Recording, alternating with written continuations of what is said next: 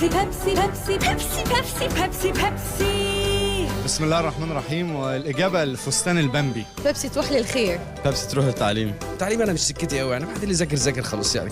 فانا بختار الخير عشان فستان البامبا. رياضه. طب ايش لو عملوا واحدة بيبسي بتاعت حفلات؟ التعليم ده اساس كل حاجه. بيبسي تروح للسبورت. انا اخترت اديوكيشن. تشاريتي. الثلاثه حلوين وخلاص. موت المعلم هو بيتعلم. دنيا سمير غانم. التعليم اهم بصراحه. لا تعطيني سمكة لكن علمني كيف أصطاد. اختار مين اللي يستاهل البيبسي وابعت على 2022. رمضان كريم قوي مع بيبسي.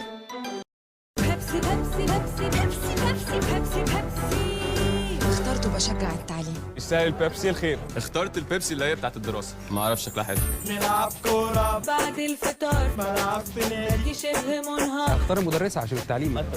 دنيا. حاولنا هديه تعليم بس هديه في خباثه للرياضه. البيبسي تروح للخير طبعا. انا اخترت التعليم. الخير هيساعد ناس كتير، وفي ناس كتير في مصر محتاجه دلوقتي. موافقين ولا ايه؟ ثانك يو. اختار مين اللي يستاهل البيبسي وابعت على 2022. رمضان كريم قوي مع بيبسي. بيبسي بيبسي بيبسي بيبسي بيبسي بيبسي بيبسي. لازم نختار احتمال من الثلاثة. الوقت بيجري، لازم نلحق نعمل فوتنج بسرعه. لو ما عملتوش فوتنج يعني كده بقى. 3 أهداف مهمة جدا ومفيدة للبلد. لان اي اختيار ليهم في مصلحه لينا كلنا. سواء تعليم او سواء خير او سواء رياضه، بس ما حدش يجي جنب الفستان البامبا بعد عشان ده تبعنا. اختار مين اللي يستاهل البيبسي وابعت على 2022. رمضان كريم قوي مع بيبسي.